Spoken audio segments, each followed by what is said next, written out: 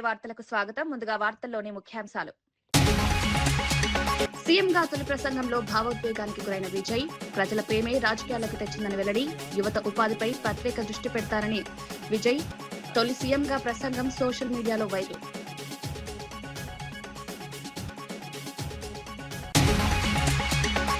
హైదరాబాద్ లో మోదీ సమక్షంలో ఘనంగా అభివృద్ధి కార్యక్రమాలు.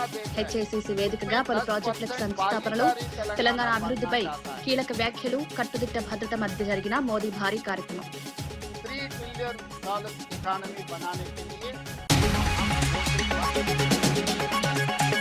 వైఎస్ఆర్సీపీ పాలనలో రాష్ట్రం నాశనమైందన్న కొల్లు రవీంద్ర.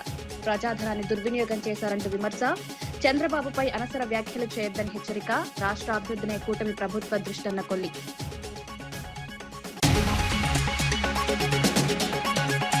తెలంగాణ పెండింగ్ అంశాలపై మోదీ స్పందించాలన్న చామల.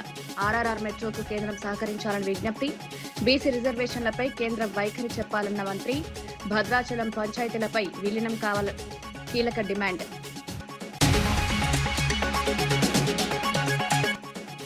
తెలంగాణకు కేంద్రం ఎంత నిధులిచ్చిందని ఎన్నం ప్రశ్న. గుజరాత్కే ప్రాధాన్యమిస్తున్నారంటూ విమర్శ.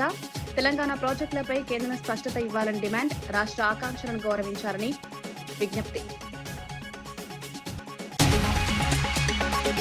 హైదరాబాద్ లో జరిగిన కార్యక్రమానికి ప్రధాని నరేంద్ర మోదీతో పాటు ముఖ్యమంత్రి రేవంత్ రెడ్డి హాజరయ్యారు. హెచ్ఐసిసి వేదికగా నిర్వహించిన ఈ కార్యక్రమంలో పలు అభివృద్ధి ప్రాజెక్టులకు శంకుస్థాపనలు, ప్రారంభోత్సవాలు, దేశానికి అంకిత కార్యక్రమాలు ఘనంగా జరిగాయి. కేంద్ర, రాష్ట్ర ప్రభుత్వాల సమన్వయంతో చేపట్టిన మౌలిక సదుపాయాల ప్రాజెక్టులను ప్రజలకు మరింత అంకితం చేశారు. తెలంగాణ అభివృద్ధి, పెట్టుబడుల ప్రోత్సాహం, మౌలిక వసతుల విస్తరణపై ప్రధానంగా దృష్టి సారించారు. ఈ కార్యక్రమంలో పలువురు కేంద్ర, రాష్ట్ర మంత్రులు, అధికారులు పాల్గొన్నారు. తెలంగాణను అభివృద్ధి పదంలో ముందుకు తీసుకెళ్లేందుకు కేంద్ర సహకారం కొనసాగుతుందని ప్రధాని మోదీ పేర్కొన్నారు. जिस दिन इस देश का प्रधानमंत्री मनमोहन सिंह जी था, तब मोदी जी गुजरात के मुख्यमंत्री थे. 10 साल में गुजरात मॉडल इन्होंने बनाया इस देश के लिए. आज 4 करोड़ तेलंगाना जनता भी कोई उम्मीद रख के चल रहा है. जब मोदी जी इस देश का प्रधानमंत्री है, लोग मेरे ऊपर उम्मीद रखा है आने वाले 10 साल में तेलंगाना मॉडल बना के 2034 $1 ट्रिलियन इकोनॉमी रीच करने के लिए लोग उम्मीद रखा है. तो 2034 $1 ट्रिलियन इकोनॉमी अगर तेलंगाना रीच हो गए तो 2047 तक हम लोग $3 ट्रिलियन इकोनॉमी आसानी से हम पहुंच जाएंगे. इसके लिए जैसा मनमोहन सिंह जी मोदी जी को साथ दिए एज ए प्रधानमंत्री, आज हम 4 करोड़ तेलंगाना जनता के तरफ से मेरा गुजारिश है, मेरा रिक्वेस्ट है मोदी जी से, आप भी उतना ही आशीर्वाद इस तेलंगाना राज्य पे रहना है, तब हम तरक्की कर सकते हैं. और दूसरी बात, इस देश 140 करोड़ जनता है, मगर इस देश में 6 शहर बहुत अहम की बात है. Delhi, Mumbai, Bangalore, Chennai, Calcutta and Hyderabad. These are the growth engines of this country. अगर इस देश का इकोनॉमी बढ़ना है, नौजवानों को नौकरी मिलना है, इस देश दुनिया में नंबर 1 बनना है, तो ये 6 शहरों को तरीका से डेवलपमेंट, एम्प्लॉयमेंट, स्किल डेवलपमेंट, ये सब सारे यहाँ जोड़ना है. ये जोड़ना है तो आप एक प्रधानमंत्री कार्यालय में एक special task force, single window, हमारा परमिशंस, हमारा जो भी रिक्वेस्ट है राज्यों से, वो तुरंत क्लियर करने के लिए आप एक विभाग अगर रखे तो इस देश का तरक्की तेजी से आगे जाने वाला है. और उसके साथ साथ मैं बहुत बार आपसे भी मिला हुआ है, केंद्र मंत्रियों से भी मैं बहुत बार मिला हुआ है.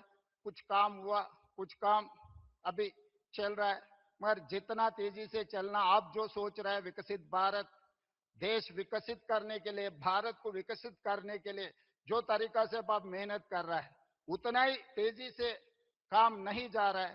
तो तेलंगाना भी आपके साथ जोड़ना चाहता है. ప్రధాని నరేంద్ర మోదీ తెలంగాణ పర్యటనను స్వాగతిస్తున్నామని ఎంపీ చామ్మల కిరణ్ కుమార్ రెడ్డి తెలిపారు.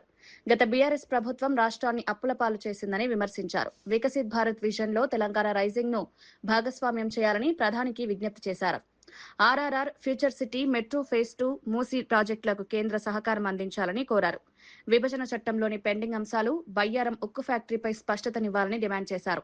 భద్రాచలం వద్ద 5 పంచాయతీలను తెలంగాణలో విలీనం చేయాలని కోరారు.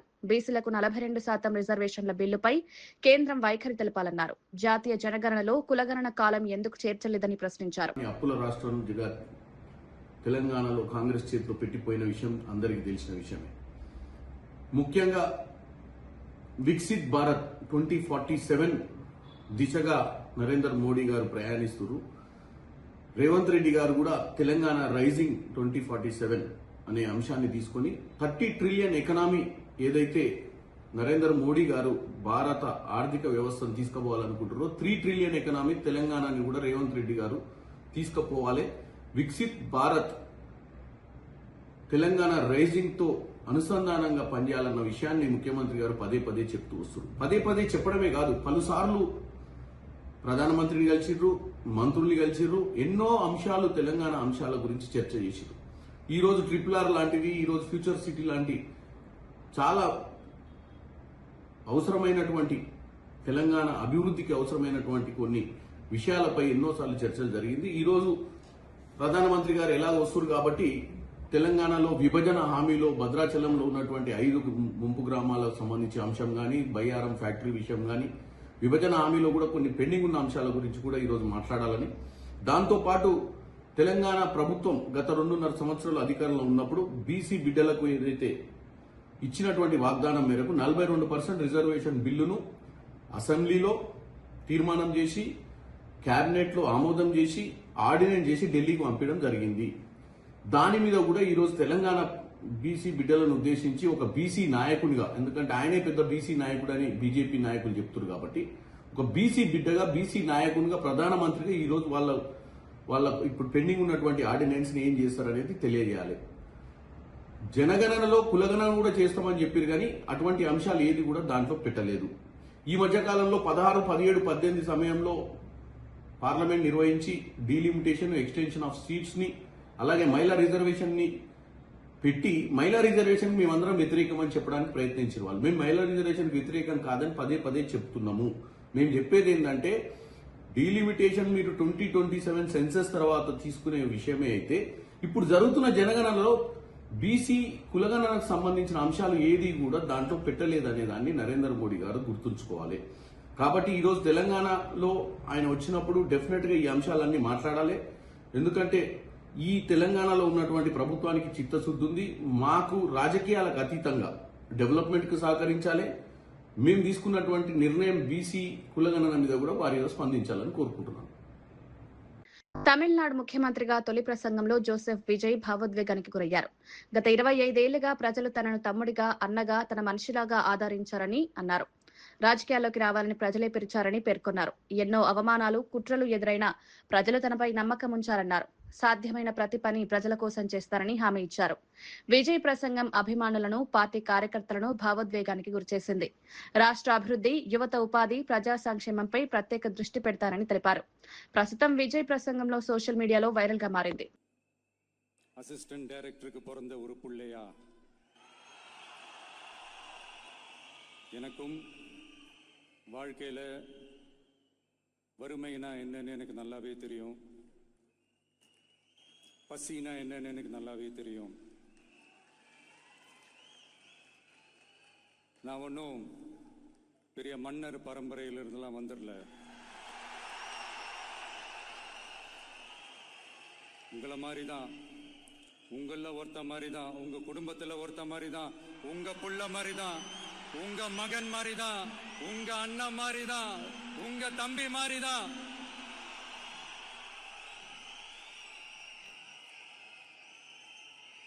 அப்படிதான் நான் உணர்றேன். நீங்களும் என்ன அப்படி நினைச்சதுனால தான் சினிமாவில் எனக்கு ஒரு மிகப்பெரிய ஒரு இடத்த ஒன்று கொடுத்தீங்க. அதையெல்லாம் விட்டுட்டு உங்களுக்காக நன்றி கடன் செலுத்துறதுக்காக அரசியலுக்கு வந்த உங்க விஜய, இந்த விஜய, நீ வா விஜய், நாங்களா இருக்கோம், பாத்துக்கிறோம். விஜய் தம்பி நீ வா, நாங்க இருக்கோம். விஜய் தம்பி நீ வா, நாங்க இருக்கோம். அண்ணா நீ வாடா, நாங்களா இருக்கோம். நண்பா நீ வா நண்பா நாங்களா இருக்கோம்னு சொல்லி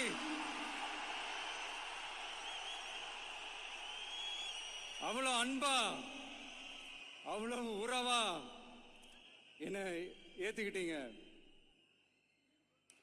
இந்த நேரத்தில் இதை நான் சொல்லணும். இந்த டிராவல்ல இந்த ப்ராசஸ்ல எனக்கு எவ்வளவோ கஷ்டங்கள், எனக்கு எவ்வளவோ இந்த அவமானப்படுத்தினதெல்லாம் ஒரு பக்கம் இருந்தாலும் எனக்காக கூட நின்ன உங்களுக்கும் அதே மாதிரி கஷ்டங்கள், அதே மாதிரி அவமானங்கள்,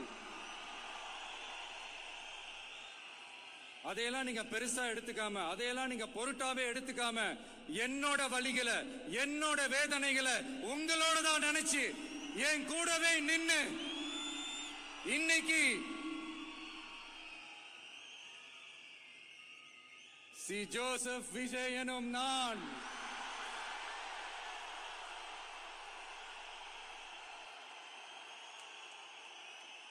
அதை உண்மையாக்கி இருக்கிறீங்க. உண்மையிலே எனக்கு என்ன சொல்றதுன்னு எனக்கு தெரியல. என்னுடைய உறவுகளே, என்னுடைய சொந்தங்களே, நான் ஒன்றும் தேவ தூதன்லாம் கிடையாது. நானும் ஒரு இயல்பான ஒரு வாழ்க்கை வாழ்ற ஒரு சாதாரணமான மனுஷன்தான். நான் முன்னாடியே சொன்ன மாதிரி அது செய்வேன் இது செய்வேன்னு பொய்யான வாக்குறுதிகள்லாம் கொடுத்து உங்களை நான் ஏமாற்ற மாட்டேன். ప్రధాని నరేంద్ర మోదీ తెలంగాణ అభివృద్ధికి ఎంతో కృషి చేస్తున్నారని కేంద్ర మంత్రి కిషన్ రెడ్డి అన్నారు. హైదరాబాద్ హెచ్ఐసిసిలో జరిగిన కార్యక్రమంలో మాట్లాడిన ఆయన తెలంగాణలో రైల్వే నెట్వర్క్ విస్తరణ జరిగిందని తెలిపారు. గిరిజన యూనివర్సిటీ ఏర్పాటు కూడా కేంద్రం చొరవతో జరిగిందన్నారు. ప్రతిపక్షాలు అధికారంలో ఉన్న రాష్ట్రాల్లో కూడా మోదీ అభివృద్ధి కార్యక్రమాలు అమలు చేశారని పేర్కొన్నారు. తెలంగాణకు కేంద్రం భారీగా నిధులు కేటాయించి మౌలిక సదుపాయాల అభివృద్ధికి సహకరిస్తోందన్నారు. ప్రజల సంక్షేమం అభివృద్ధే మోదీ ప్రభుత్వ లక్ష్యమని తెలిపారు. నరేంద్ర మోడీ గారు చాలా రోజుల తర్వాత ఈరోజు మన యొక్క తెలంగాణ గడ్డ మీద అడుగు పెట్టారు. తెలంగాణ రాష్ట్రంలో ప్రధానమంత్రిగా బాధ్యతలు చేపట్టిన తర్వాత నరేంద్ర మోడీ గారి నేతృత్వంలో అనేక రకాల అభివృద్ధి కార్యక్రమాలు, జాతీయ రహదారులు స్వాతంత్రం వచ్చినప్పటి నుంచి గౌరవనీయులు నరేంద్ర మోడీ గారు ప్రధానమంత్రిగా బాధ్యతలు చేపట్టిన తర్వాత మరి ఏ రకంగా అభివృద్ధి జరిగిందో మనకు తెలుసు. స్వాతంత్రం వచ్చినప్పటి నుంచి 2014 వరకు 2400 కిలోమీటర్ల నేషనల్ హైవేస్ ఉంటే ఈ 11 సంవత్సరాలలో మరి సుమారు 2600 కిలోమీటర్లు జాతీయ రహదారులు పెరగడం జరిగింది. పెద్ద ఎత్తున కేంద్ర ప్రభుత్వము జాతీయ రహదారుల మీద ఖర్చు పెట్టడం జరిగింది. అందులో ఈరోజు మరికొన్ని రహదారులు చేరుతా ఉన్నాయి. అదేవిధంగా రైల్వే నెట్వర్క్ కూడా ఈరోజు తెలంగాణలో చాలా అభివృద్ధి జరుగుతూ ఉంది. సుమారు 42 railway stations at a time తెలంగాణలో, కొన్ని కొత్త రైల్వే స్టేషన్స్, కొన్ని రీడెవలప్మెంట్ చేస్తున్నటువంటి రైల్వే స్టేషన్స్ కూడా స్వాతంత్రం వచ్చిన తర్వాత మొదటిసారి ఎట్ ఏ టైం ఇన్ని రైల్వే స్టేషన్స్ డెవలప్మెంట్ అవుతా ఉన్నాయి. ఇప్పటికే చెల్లపల్లి రైల్వే స్టేషన్ ప్రధానమంత్రి గారి చేతుల మీదుగా పూర్తి చేసుకున్నాం. మన రాష్ట్ర రాజధాని అయినటువంటి దక్షిణ భారతదేశంలో one of the biggest railway station అయినటువంటి సికింద్రాబాద్ 220 కోట్లతోటి ప్రధానమంత్రి గారు స్వయంగా వచ్చి భూమి పూజ చేసుకున్నారు. ఈ యొక్క సంవత్సరం ఎండింగ్లో అది శంషాబాద్ ఎయిర్పోర్ట్ లాగా మన యొక్క సికింద్రాబాద్ రైల్వే స్టేషన్ ఉండబోతుందనే విషయాన్ని ఈ సందర్భంగా మనయేస్తున్నాను. అంతేకాదు ఈరోజు మన యొక్క తెలంగాణ రాష్ట్రంలో సమ్మక్క సారక్క సెంట్రల్ యూనివర్సిటీ కావచ్చు, లేకపోతే మరి రైల్వేకి సంబంధించినటువంటి రైల్ మ్యానుఫ్యాక్చరింగ్ యూనిట్ కావచ్చు, ఎయిమ్స్ హాస్పిటల్ కావచ్చు, ఈ రకంగా అనేక రామగుండంలో ఫెర్టిలైజర్ పరిశ్రమ కావచ్చు, అనేక రకాల ఈరోజు పనులు ప్రారంభమై మరి కొన్ని భూమి పూజ కావాల్సి కూడా ఉన్నది. స్వాతంత్రం వచ్చినప్పటి నుంచి ఏ రకంగానైతే మన తెలంగాణ అభివృద్ధి జరిగిందో అదే స్థాయిలో మరింతగా మోడీ గారి యొక్క సహాయ సహకారాలతోటి ఈ యొక్క తెలంగాణ కూడా అభివృద్ధి జరుగుతున్న విషయాన్ని సందర్భంగా మనయేస్తున్నాను. ముఖ్యమంత్రి గారు ఈ మధ్యలో చెప్పినటువంటి ప్రధాని మోదీ తెలంగాణకు చెందిన బీజేపీ కేంద్ర మంత్రులు రాష్ట్రానికి ఎంత నిధులు తీసుకొచ్చారో చెప్పాలని ప్రభుత్వ విప్ ఎన్ఎం శ్రీనివాసరెడ్డి డిమాండ్ చేశారు. పక్క రాష్ట్రాలకు భారీగా నిధులు కేటాయిస్తున్న కేంద్రం తెలంగాణను నిర్లక్ష్యం చేస్తోందని విమర్శించారు. గత 12 ఏళ్లుగా రాష్ట్ర అభివృద్ధిపై కేంద్రం ప్రత్యేక శ్రద్ధ చూపలేదన్నారు. గుజరాత్పై మాత్రమే ఎక్కువ దృష్టి పెట్టి తెలంగాణ అభివృద్ధిని పట్టించుకోవడం లేదని ఆరోపించారు.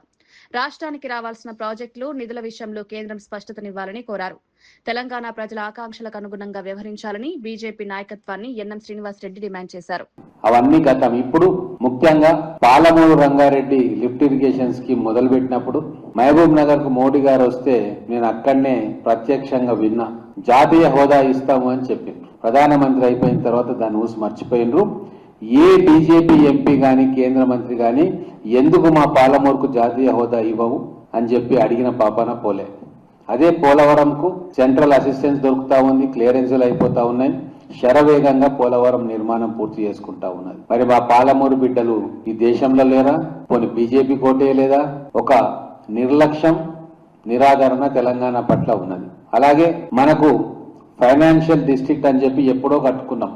మొత్తం బ్యాంకింగ్ ఇండస్ట్రీ మొత్తం అక్కడికి వచ్చింది. దీన్ని కాదని చెప్పి ఇక్కడ అన్ని ఇంటర్నేషనల్ బ్యాంక్స్ వస్తున్నాయని చెప్పి గుజరాత్ లో గిఫ్ట్ సిటీ అని చెప్పి తను వచ్చిన తర్వాత అక్కడ ఒకటి ఏర్పాటు చేసి ఎన్నో సదుపాయాలు ఇచ్చి ప్రపంచంలోని ఫైనాన్షియల్ ఇన్స్టిట్యూషన్స్ అన్నిటికీ కూడా అక్కడ స్పెషల్ ఎకనామిక్ జోన్ క్రియేట్ చేసి అక్కడికి తీసుకొచ్చిండు. మరి ఆ గిఫ్ట్ సిటీకి ఇచ్చిన రాయితీలు కానీ, ఆ ఎస్సీజెడ్ స్టేటస్ కానీ హైదరాబాద్ లో ఉన్న ఫైనాన్షియల్ డిస్ట్రిక్ట్ ఎందుకు ఇవ్వలేదు?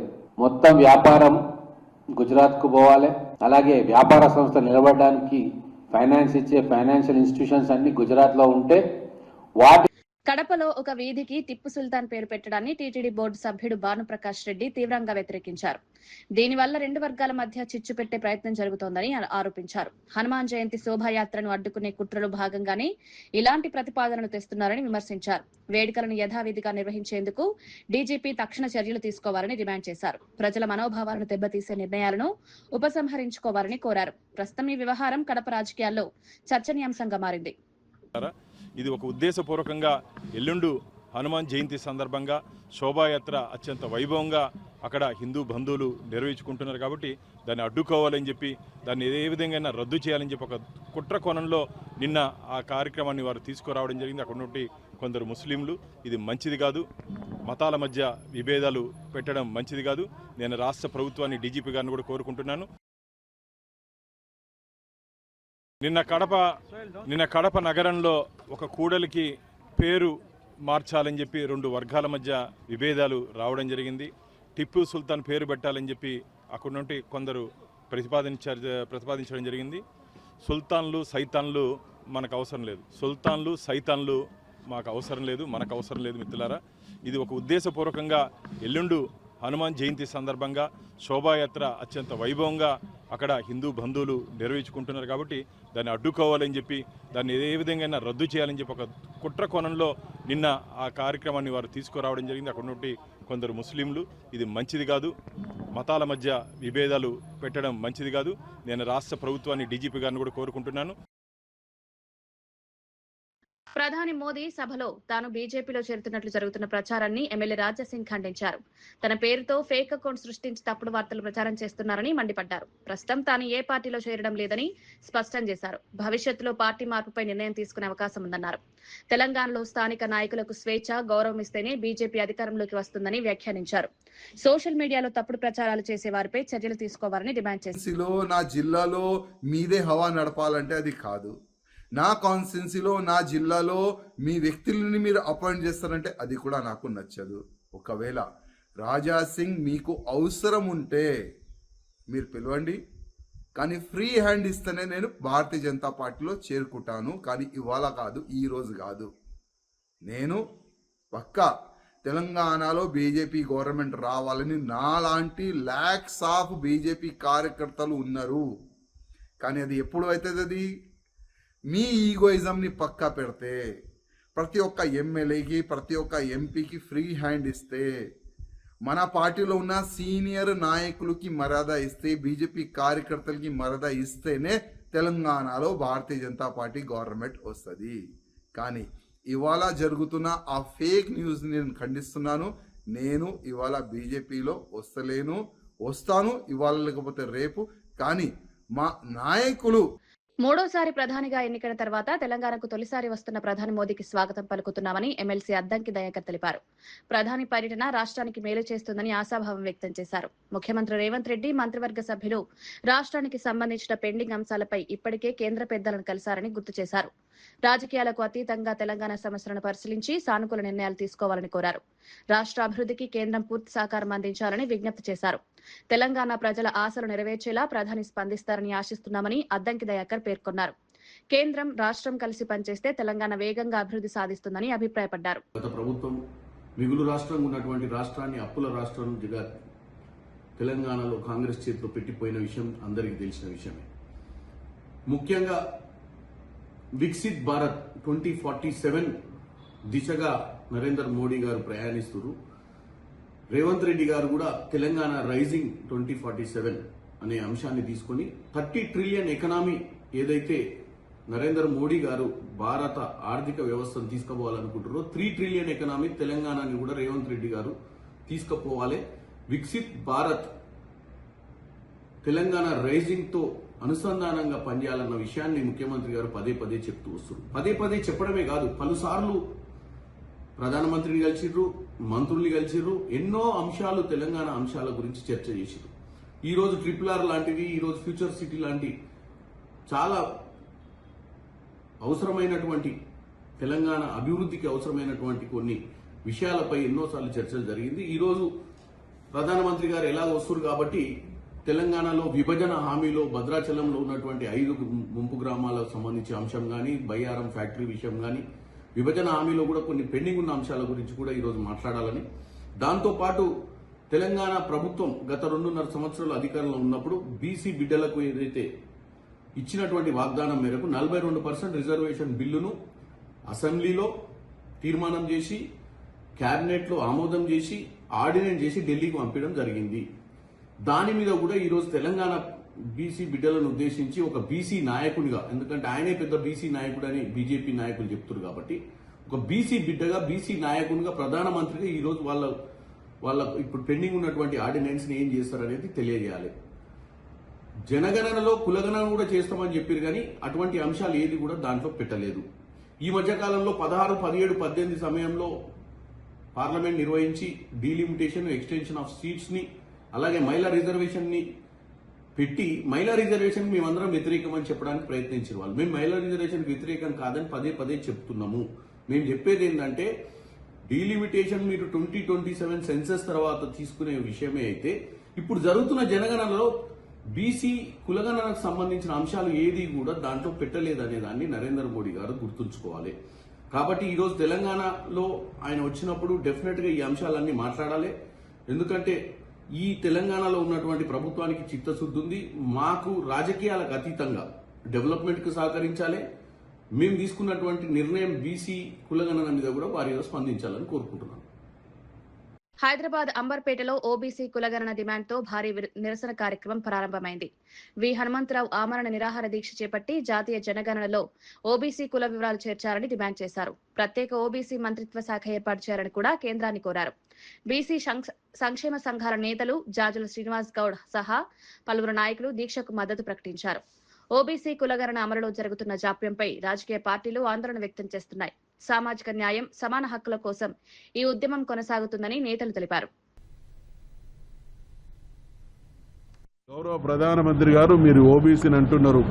ఈ దేశంలో ఒక ఓబీసీ ప్రధానమంత్రి అయినటువంటి సందర్భంలో న్యాయం జరగకపోతే అంటే మీరు ఎవరి చేతిలో కీలు బొమ్మగా మేము భావించాల్సి వస్తుంది. పేరుకు మీరు బీసీనే కానీ మిమ్మల్ని ఆడిస్తున్నది వేరే వర్గాల వాళ్ళు అనుకున్నప్పుడు అత్యున్నత స్థానంలో ఉన్నటువంటి వాళ్ళే న్యాయం చేయలేనటువంటి దుస్థితి దేశంలో బీసీలకు కొనసాగితే రాజ్యాధికారాన్ని కైవసం చేసుకునే బీసీల ముందు ఉన్నటువంటి ఏకైక పరిష్కారం. అంబర్పేటకి వెళ్ళి ఎమ్మెల్యే గెలిచింది కదా కిషన్ రెడ్డి గారు. ఇవాళ నేను బీసీల పక్షపాతిని అంటున్నావు కదా, మరి ఎక్కడ దాచుకున్నావు? ఎక్కడ పోయినావు? నీ చెవులు వినపడతలేవా? కళ్ళు కనపడతలేవా? బీసీలు ఇంత పెద్ద ఎత్తున మా కులగణన కావాలంటే కిషన్ రెడ్డి ఎందుకు స్పందించాడు? హనుమంతరావు అన్న దీక్ష మీద కిషన్ రెడ్డి స్పందించాలి, బండి సంజయ్ గారు కూడా స్పందించాలి, రామచంద్రరావు స్పందించాలి. లేకపోతే హనుమంతరావు అన్నకి ఏమన్నా అయితే దేశవ్యాప్తంగా భారత్ బంద్ పిలిపిస్తామని చెప్పి సందర్భంగా హెచ్చరిస్తున్నాం. స్వస్థన 60 కోట్ల మందికి లాభం చేసిన వాళ్ళు అయితే నా ఉద్దేశం. దీనికి అన్ని రాజకీయ పార్టీలు మద్దతు ఇస్తుంది, ఎక్సెప్ట్ బీజేపీ వాళ్ళు కూడా. అందులో బీసీ నాయకులు ఇక్కడ 3-4 ఎంపీలు కలిసి వాళ్ళు ఎందుకు మాట్లాడతలేరురా బాబు? మేము మా ఓట్లు పడలేరా బాబు? మీకు మీ నాయకుని గురించి మీరు మా పొట్ట కొడతారని అడుగుతున్నా. కనుక తప్పనిసరిగా ఇది అయ్యే వరకు అన్ని పార్టీలు వస్తున్నాయి. తాడిపత్రి ఎమ్మెల్యే మాజీ ఎమ్మెల్యే జేసీ ప్రభాకర్ రెడ్డి మరో వినూత్న కార్యక్రమంతో ముందుకొచ్చారు. ఈ నెల 25న జరగనున్న తన పుట్టినరోజు సందర్భంగా ప్రజలకు 3 ఆసక్తికర ప్రశ్నలు అడిగి ఉత్తమ సమాధానాలకు బహుమతులు ప్రకటించారు. పాల్గొనే వారు స్పష్టంగా, సంక్షిప్తంగా సమాధానాలు పంపాలని కోరారు.